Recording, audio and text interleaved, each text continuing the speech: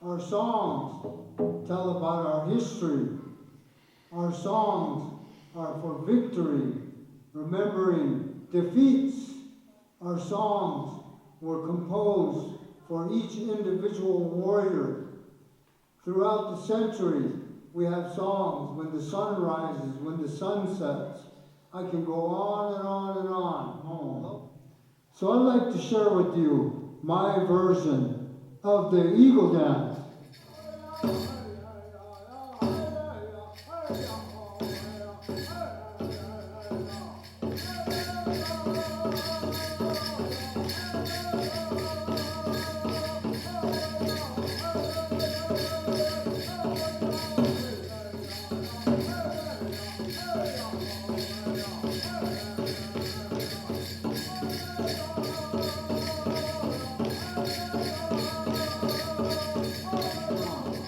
As long as that young lady keeps time and rhythm, flow is that music, she's a good dancer. So we'd like to share with you Alethea's version of what we call the fancy shawl dance.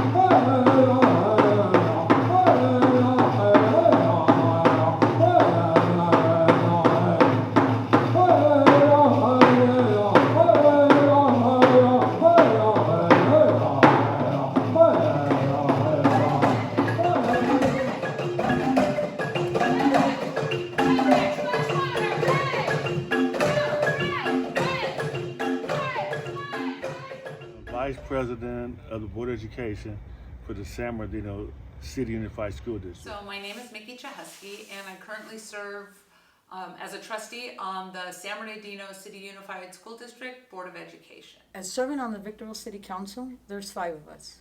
We serve our constituents so we can give them, everybody who comes through the city of Victorville, a better life, a better experience. First and foremost, I'm Dr. Gwendalli Rogers, as you mentioned, and I hold a lot of titles. One of the greatest titles that I do hold is I am a woman of God, and I'm in ministry. And so that also couples into all the work that I do see it as ministry in the community. I'm the County of San Bernardino Board of Education board member, trustee for Area D, serving all of San Bernardino, Rialto, and Snowline area. I am the president of the Riverside School Board. So we're a school district that governs 50 public schools here in the city of Riverside and surrounding unincorporated communities.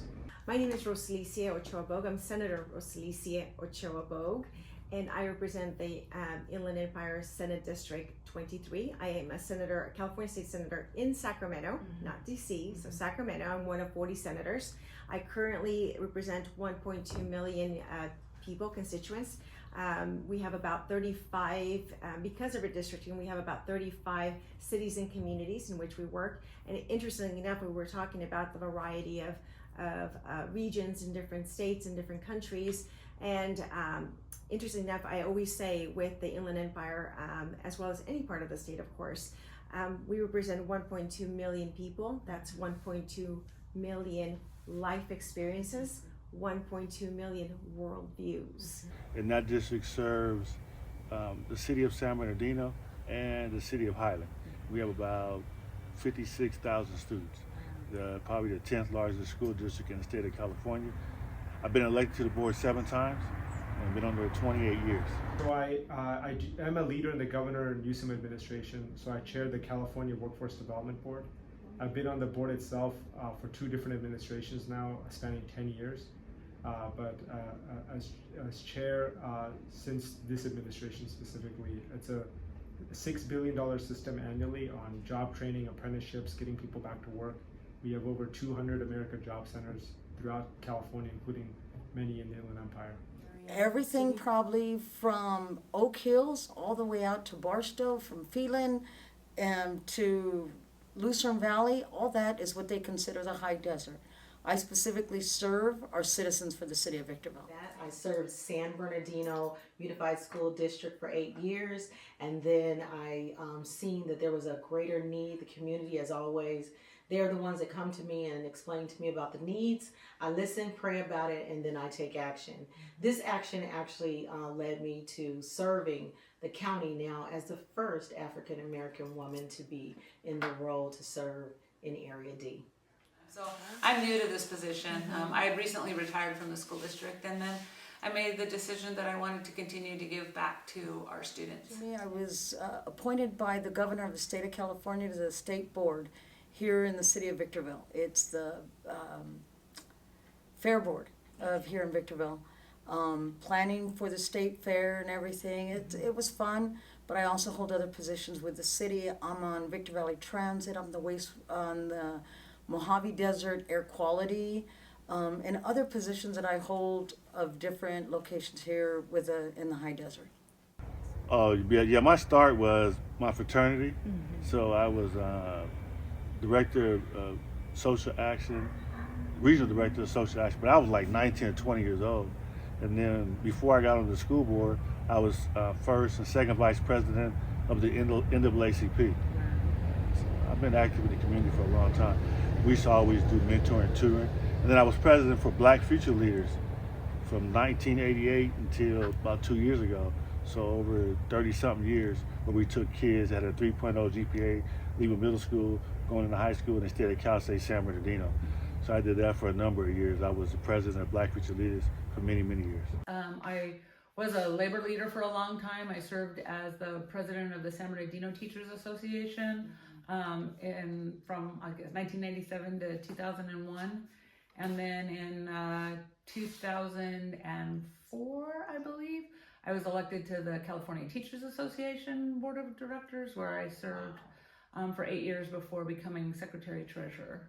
And on the completion of my term as Secretary Treasurer, I came back to the school. Yes, I'm actually the Vice Chair of San Bernardino County Gangs and Drugs Task Force.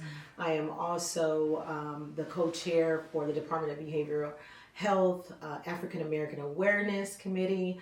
I am also the president of the Symphony Guild. Man, it goes on. I can hardly think of all of them myself, the titles that I hold, but they all surround youth. It's always something and somewhere that I can support the youth in the community and families and everybody. Yes.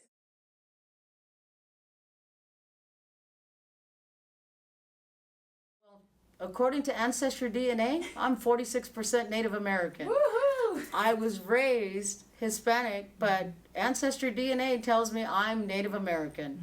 So that's what I've been putting on the last 3 years. That's what we've learned from being able to check where our ancestors came from. I'm black. Okay. And you know, the thing about it is, I tell people all the time, it's nothing scientific about ethnicity, right? So for people living in America, when I walk in a room, a person gonna see a black person, and I have no problem dealing with that. And as a kid, my dad instilled in me enough. He made sure we had enough black history, we felt good about ourselves. So I'm a Pakistani American. I was born here in the Inland Empire, but my parents are both immigrants from Pakistan. From what I was able to look under, there's a tribe called Tarumaru. It's not recognized here in the United States. It's a Mexican or a Hispanic tribe. So that's where where my roots came from. I identify with Mexican American descent because my parents are from Mexico. I Latina because we do have the Latin origin and of course the Latin-based language of Spanish speaking from Yucatan, from Merida, Yucatan, which is where my family's from. And being that I'm first generation born here, but had the opportunity to live in Yucatan, in Merida with my grandparents, and in the U.S. growing up, literally going back and forth every couple of years.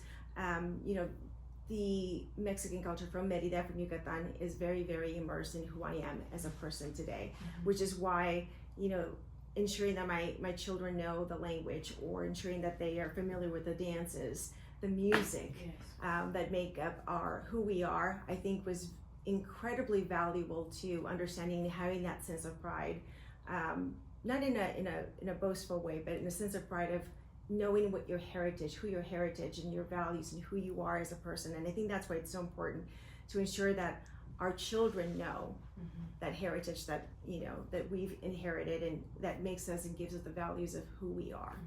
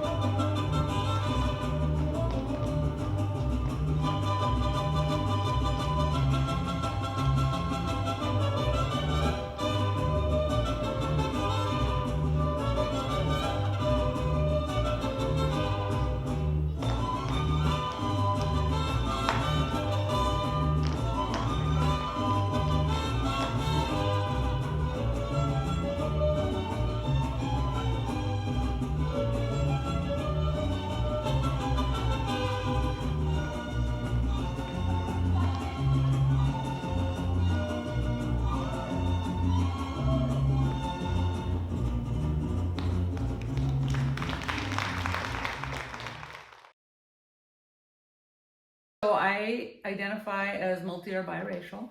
I am both half black and white with a little bit of Latino, Hispanic thrown in. So that's how I usually identify, as either biracial or multiracial. I'm African American, but my preference is for it just to be black. I know that I'm a black woman. There's no question about that. So I have not done any of the DNA. I know my family's from the South, and I know there are a number of things that they have told us that we are tied to, but I'm a black woman. I know that for sure. Knowing where we came from, where our roots came from, basically tells us who we are as a people. Not that we have to follow them, but what we have to learn from what they went through. What we learn from what our ancestors went through makes us a stronger people.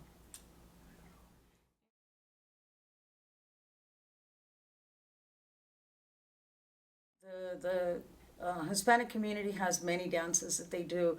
We did a dance of Los Inditos, which is the Indian dance. Little did I know I was doing a dance of my culture. So as a child, I used to do dance, yes. This picture was in a news article, and it showed that we're practicing, getting ready for dance and everything. It's called a dance of Los Inditos. These are other ladies that I was now they're ladies I was involved in. And I'm in the background, but here's a different picture that shows me on, Face Force.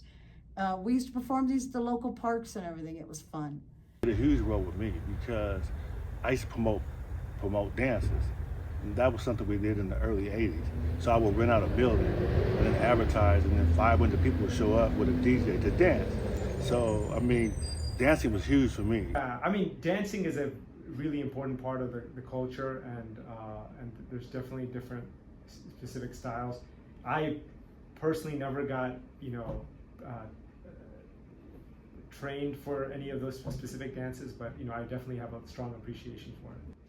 When I was growing up, my mom raised my two younger sisters and I working on an assembly line, and so we grew up in poverty, and I think my mom would have liked, in an ideal world, to get us more exposed to the culture and and the community, but putting food on the table was really the priority, and so I didn't get that same level of exposure as maybe others have, or that I could have. Both my parents were musicians. So my mother was choral music and my father was instrumental music. So that is probably where my cultural heritage comes through. And I still have a love for classical music because my father was very much a classical musician. And then my mother led a community choral group called the Evergreen Singers that mostly did Afro spirituals. And so that's another thing that tugs at my heart that I always enjoy. My father was a charter member of the Riverside Symphony. He was in the San Bernardino Symphony. He was the associate conductor for the Claremont Symphony. So over the years, he did ballets, and we would, he would be in the orchestra, and we would go to watch the ballet. So classical ballet, the Nutcracker, he did. I can't tell you how many times, from that standpoint. So those are, that's probably the style of dance that I was exposed to most. Although, as a audience member, I've been to a lot of different types of dance. And then my daughter, I had my daughter doing, she did ballet, tap, hip hop. I don't know if you know Sharon Lewis Campbell, but she danced with her for several years as a young person. And then she took into the shuffling phase. So she shuffled her way everywhere. Like, I'm still trying to figure out how to shuffle. I still couldn't. I was just not coordinated enough to figure out how to get my feet to move to shuffle. But she would do dance battles and yeah. So I have a 4-year-old daughter, and I was very conscientious about some of the experience that I didn't get growing up, whether I was getting exposed to playing instruments and music or dancing. So I've gotten her involved, not in a way of imposing on her. She wants to do these things. It's fun. So she's in ballet, she's in dance, and for her, it's just she's a natural. She loves it. I always enjoy. There's times where I'm out with her, and she'll just start dancing, but not because there's music or anything. It's I don't know what's playing in her head. Yeah, she'll start expressing herself in really dynamic way. That's really fun to watch. Well, I grew up on hip hop and R&B, when I was growing up, and then I started getting more into classic rock also. For me, it's just moving with the beat. I don't have any structure or any thing that you'd label, but I just enjoy myself, just immerse myself in the moment, the music, the sound. So I'll say this: I love all dance. I mean, people will catch me dancing at all the time because I love music as well. Music definitely does connect the soul. I'm a praise dancer in my church as well, and so I kind of like all dance. Growing up here in San Bernardino, we were obviously oftentimes connected, to the cultures of others. Learning, folklorial dancing and those types of things. But I'm really, really attracted, even though I know some really good friends that do some good African dance kind of in this room right here. And I aspire, really to learn more about it, the roots, because I think we can definitely tie our history to that. And others don't realize that when we teach history, it's not always opening up a book, this is U.S. history and so on and so forth. dance is also connected to our history. And I've seen a number of our community members do that. And that is one of the reasons why I'm excited about this. Dancing with the Leaders, I get it. You know, you're with us, you're here, and we're going on the journey. But dance within itself, physically, you know, is something that motivates many, and from the mental perspective, really puts us in a zone.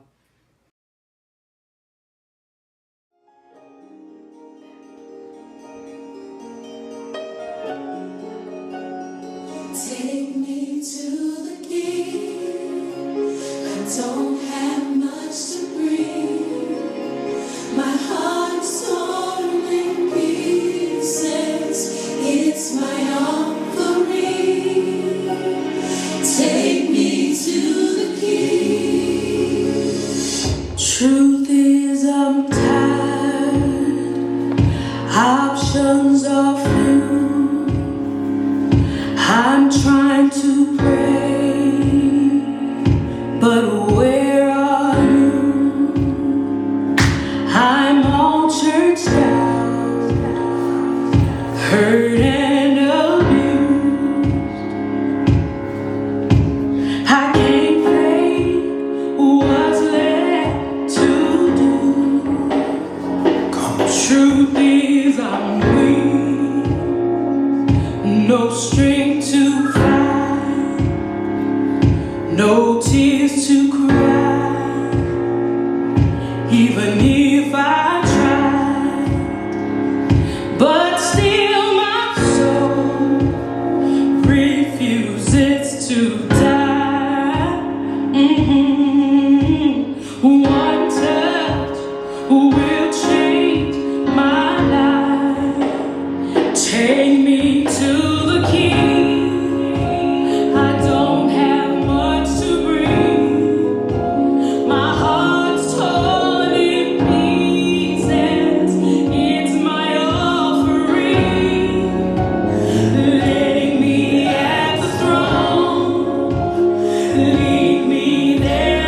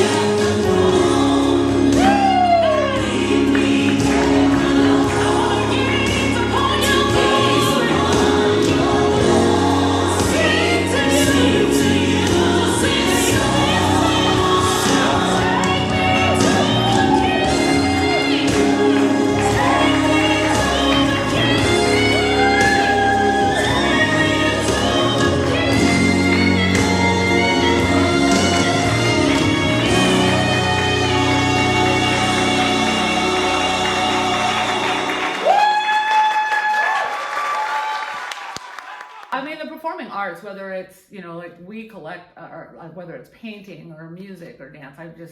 I love how the performing arts and visual arts just speak to your soul. Yes. Like there's just so much that you get from it in ways that you can't get from anything else. I was looking for, I know somewhere I have a picture of myself, you know, dancing, but I found the program from when I did the Dance of the Dogwoods way back when. I'm laughing because it's at Municipal Auditorium, which doesn't even exist anymore. It closed like in 1979, but yeah. I'm raised in San Bernardino. I've been attending New Hope Missionary Baptist Church my whole life. I played the drums in New Hope Missionary Baptist Church. It was a dance called, I still do, it's called the Cha-Cha. I don't do this woo as I used to, but I can still do it. Me and my wife enjoy doing it. And as some people know, there's certain songs that are Cha-Cha songs. And if you're a musician, you know it's a 3/4 beat, you know what I mean? When that song comes on, then you know. Evelyn Champagne King made a whole bunch of Cha-Cha songs. Bet you don't love me, you know, those kind of songs. Yes.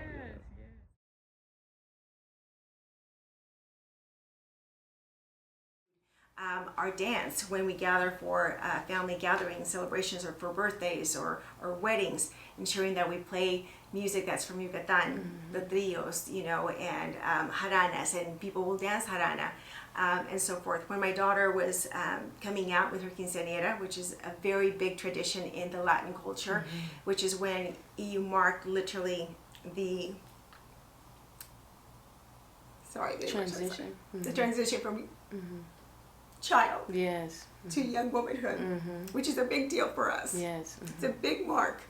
Sorry. It's okay.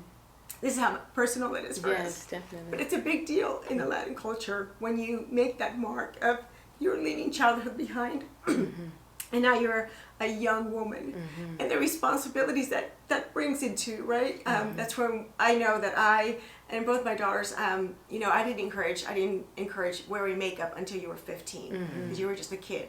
You know, certain little things that you really didn't wear heels prior to being 15 because you were still a kid. So those little things and traditions and practices, those are the things that I continue. That's how I was raised. That's how I'm raising my children, or I raised my young girls because they're 24 and 22 now. This belonged to my grandmother, Mama Feli. We called her Mama Feli. Mama Feli.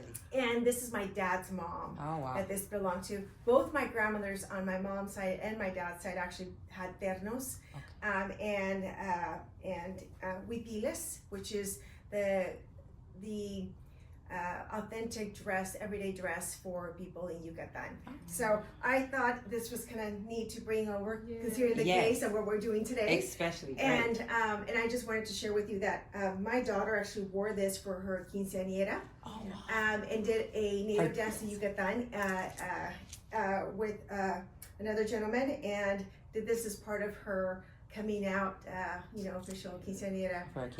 And my grandmother, my mom's mom was there as well to witness the dance, and so it was very, very special. So we've always incorporated the dance and the culture, the music as part of our family life and our children's life as well, because I want them to feel connected as well. So, and as a kid, I also was able to take jarana lessons when we lived in Mexico with my grandparents. So they would take us to take jarana. Jarana is a native dance that you wear this dress with, el terno, in Yucatan. So my parents were really good about, and my grandparents were really good about, wherever we lived, we would learn the native dance, such as in Hawaii, we learned how to dance hula. When we lived in Merida with my grandparents, we learned how to dance jarana. Okay. Wow. So anyway.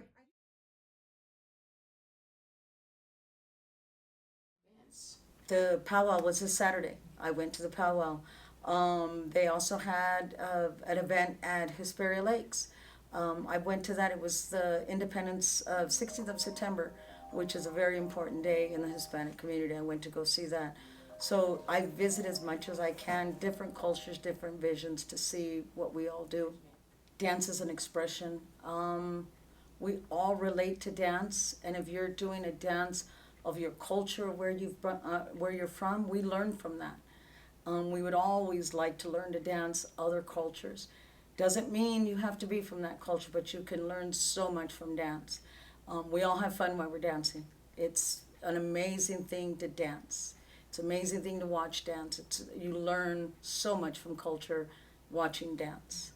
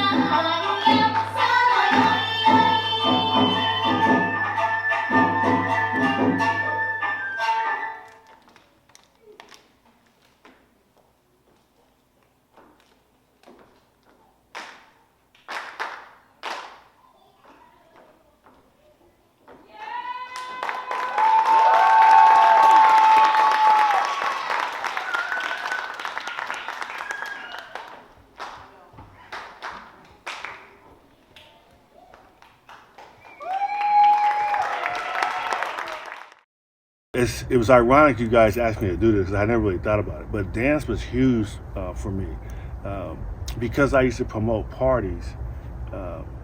This was when I was starting at 18. I rented out the Orange Show and did a party.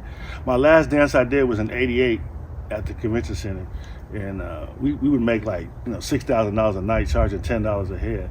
But I did that one because I was about ready to have my first child, so we needed to pay for her to be born and a crib. So I did the dance for that. So we would go out and put up placards on telephone poles, and we would hand out flyers. And we were exceptional at doing it. And we always had a good event, so people liked coming to our events. But then after I stopped doing dances, there was actually an incident where 2 African-American teachers were going to be fired in the school district, and the community felt like it was being done unjust. And so I was actually at an NAACP meeting, and somebody came in and said, "Hey, there's 2 teachers, Robbie Jordan and Willie James, and they're talking about firing these teachers, and we got to do something about it. And so pray for them." And then we went to church, and the pastor stopped the congregation and said, "We want to pray for Willie James and Robbie Jordan." And then Willie Brown had an event where he had this group touring California, talking to the community, because he was trying to figure out why middle-class African Americans were taking their kids out of public schools. And my mentor, the late Lois Carson, she invited me to that event, and I went. And there was a lady at the event, and she said, "If you ever want something from a school board and city council, you take 50 people there and you get what you want. And when she said that, something clicked. And because I knew I could get 50 people anywhere, right? Because I used to promote. And it gave me the idea to put out flyers and get people to come to this board meeting in support of these teachers. And after we put those flyers out, and so many people agreed that those teachers deserve their job back. So 500 people showed up at the board meeting. And just like the lady from Sacramento told me, the next day I got a phone call from the people on the board at that time and said, what do we have to do to make the problem go away? And we said, treat the teachers fairly and allow them to get their jobs back. If they choose to retire, let them retire. And that's what happened. But I tell that story because it was because of my experience promoting dances that gave me the knowledge and the confidence to know that I could get people to come to that meeting for a constructive use. So it just worked out. So I think, and I've said this, I definitely have said it to you, I'd like to see this a part of our school. I like to see this a part of something that our youth can do. We have seen it traditionally in our churches, but I want to see it in our schools. Why? Is because, again, as I said before, there's a lot of mental health, and I'm always looking at how can we get individuals to express themselves in positive ways. And I think dance aligned with the arts and what we're doing, we can bring about, especially the African American culture, right? We can tie that into West Africa and then really understand, why they dance, what they were dancing about. That's history. That's the unspoken history that is being left out today. And what better way to do it is to go to our youth, engage them, tie in the drumming, because I love the drumming as well. And then it's an expression of the arts to our community in a totally different way than they're used to it. Of course, someone can paint something, draw something, but to see our youth just out there stretching their bodies and just showing from all the way from the bottom all the way up to their fingertips, I've learned some of those things from you all that, it just, you want to bring it all the way forward and stretch out into the creativity that you have. So it will bring our community together. Yes.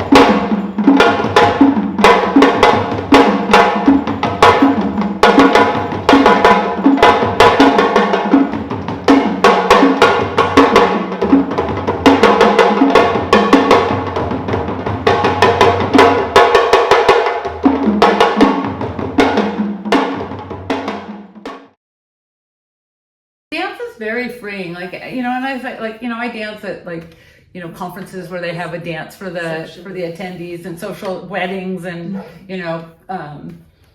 we had a youth court summit in June at the University of Redlands. We had kids from all over the state. And I got out and danced, Cupid shuffle and wobble, and, all those line dances with those kids. Yeah, social dancing. I'm like, hey, I don't know how to do this. I can show you. It's funny. We just sort of were talking about that. It's like it doesn't matter who you are. There are certain songs that'll bring, like the Electric Slide, brings everybody to the dance floor. The Macarena brings everybody to the dance floor. There are other, dances as well.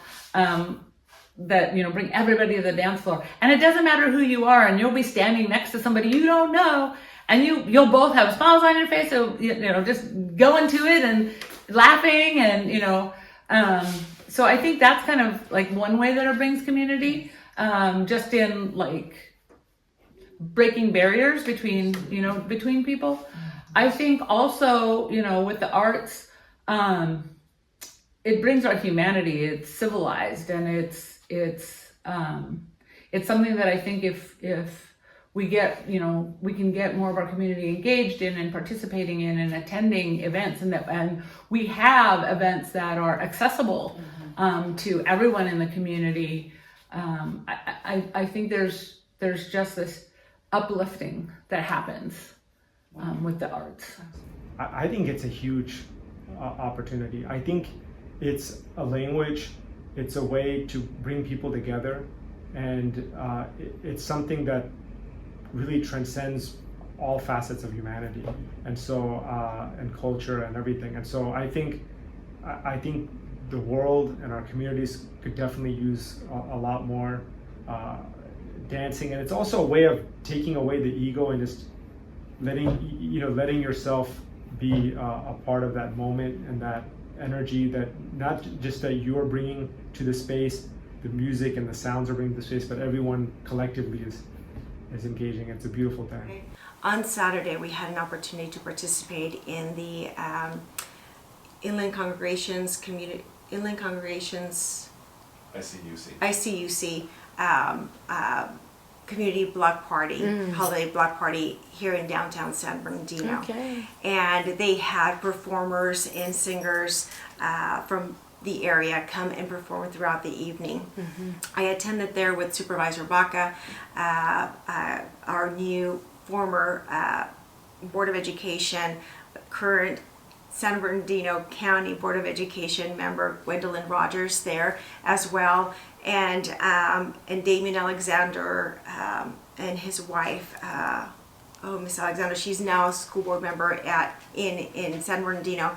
In any case, we all congregate, and Kimberly Calvin was there, councilwoman from San Bernardino. We all met up there and saw each other, and they were playing different types of music, music that we all sort of grew up. We're all a generation about the same era, and it was a great way to literally, we all began dancing together with the community members as a means to bring people, well, it wasn't a means but it was a way that was conducive to everybody gathering, finding that common ground and relational opportunity with community members, with their local electeds.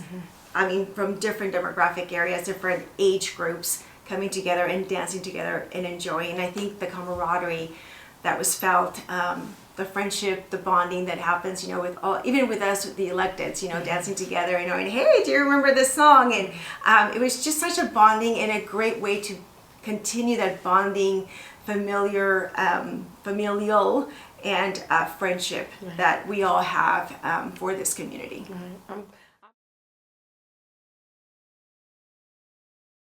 When I used to promote those dances when I was at San Bernardino Valley College and Cal State San Bernardino in the early 80s, I would literally turn the music off and talk to people about issues of the day. At that time, we had a lot of problems with black on black crime. So I would shut down the music and say, hey, we got to talk. Because we had everybody there. When you had a dance in the early 80s, you had the church folks there and the gangsters there and everybody in the middle. So all the college folks and everybody else were there. So it was a good time to have that conversation. And I would talk until they told me to shut up and turn the music back on. But we got a lot accomplished from those meetings. So dance played a huge role. My late mentor, Lois Carson, she traveled to over 10 countries on the continent of Africa. And she just told me about all the wonderful experiences.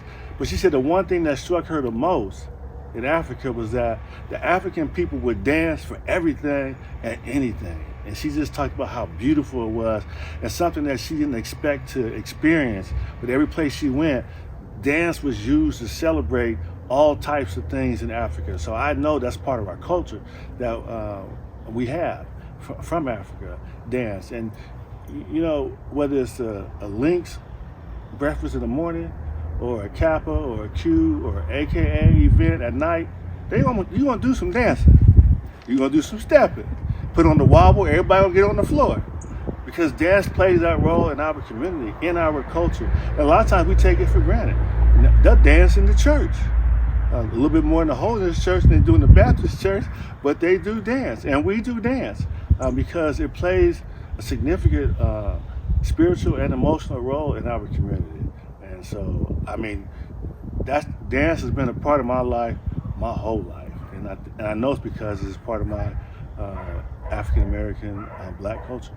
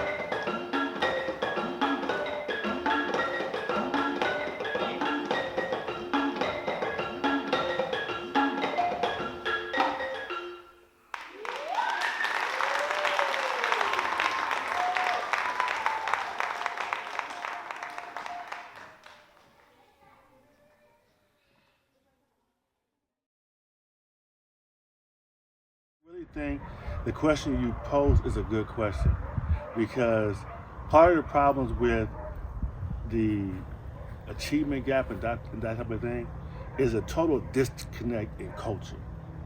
And dance is a part of our culture. My daughter has a school called Savant Prep, and if you go to her school, dance is part of it. She has some of the highest performing students in the state, if not the country, but it's because she appeals to our culture. And then all of a sudden, learning becomes fun. And I think it's something that we don't realize the importance that it plays, and it's more significant than we give it credit.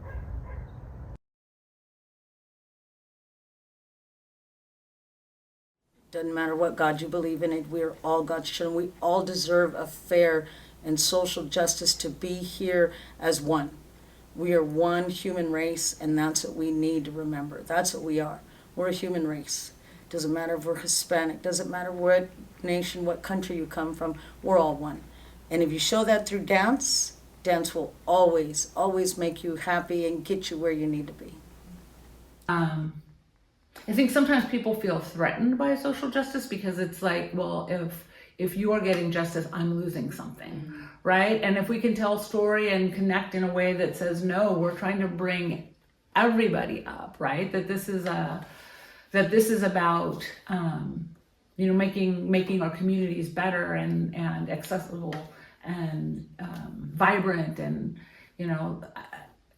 I think that's one way that we can do that, by telling story through dance. Because at the end of the day, what is social justice? It's a movement. It's organizing around values, and dance is a way to organize people in a natural way, in a way that they want to be. The faith-based community, the church community, had a big role to play in the civil rights movement, and even in church communities, dance is a part of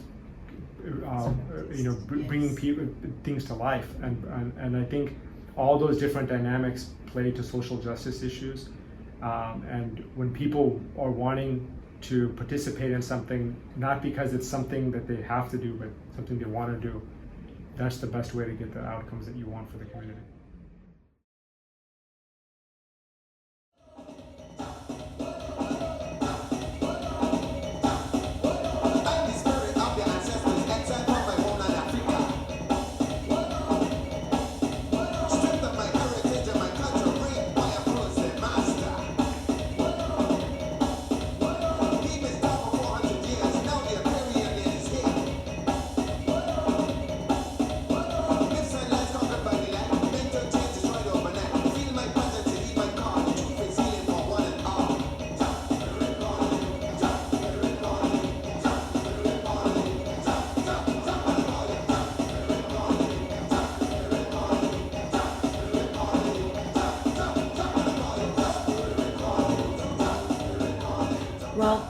Let's look at the event that we just had on Saturday. Great opportunity, right? Many of these community members, many of them feel as their voices have been disenfranchised, right? That they are not being well represented.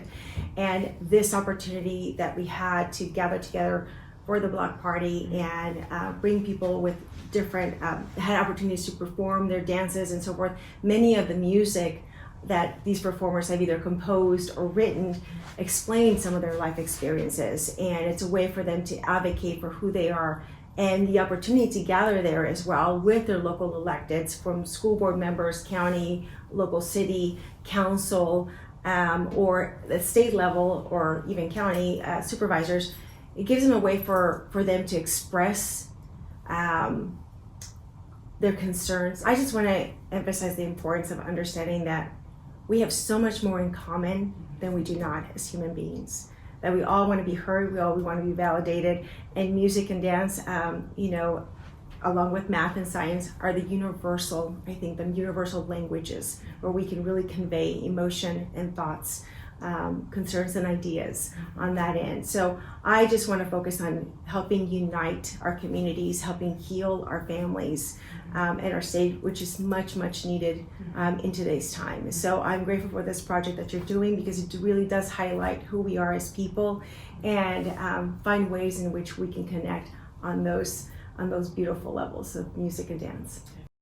I have seen, from the church, but now from the George Floyd, I like to say, era, coming out and then really pouring out, showing themselves through dance. And I've seen people just mesmerized watching those dances, and they see the trajectory and they see the pain, right? They see the joy, they see the pain through all of those expressions. And that's why I think it's important that we tie those things together, because if we don't create vehicles of getting it out, it just remains. They're frustrated. They don't know how to express themselves. They feel that no one cares.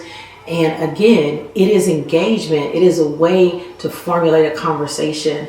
And I think that's what we're really missing today a lot, is having the conversation. We don't always have to agree, but we can have those conversations, and what better vehicle to do it than with dance. And then it can create, why and what were you feeling and what were your thoughts about it, and on and on. Wonderful.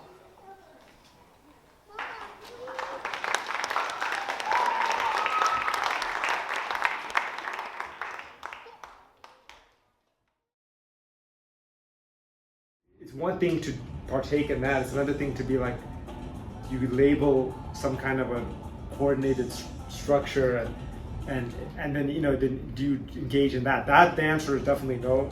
Do I move to beats and stuff like that just in general? Yeah, I do that. That's contemporary. Really vast, and it's really interesting because we have different topographies in the state, right?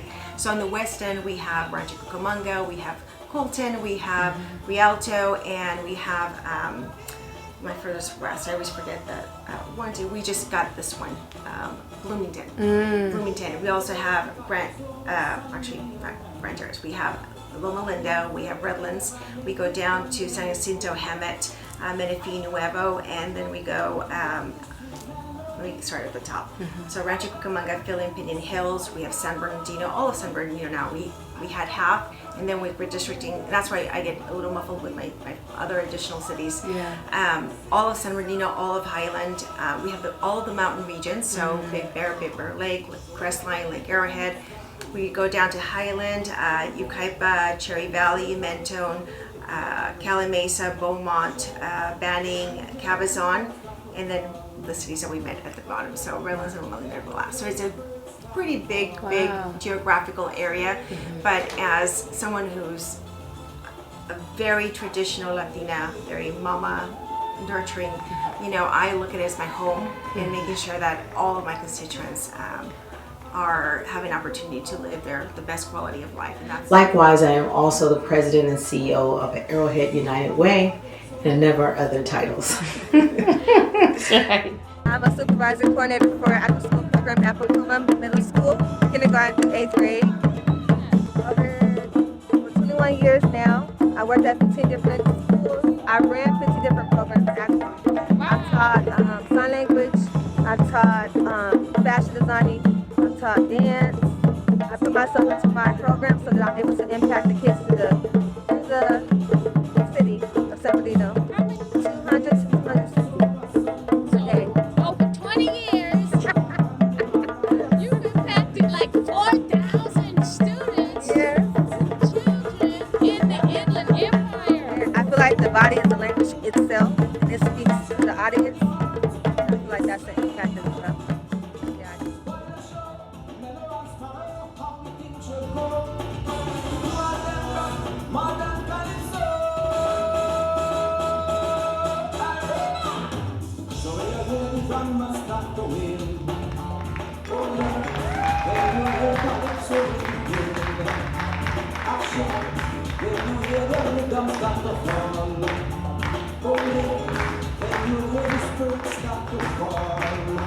I say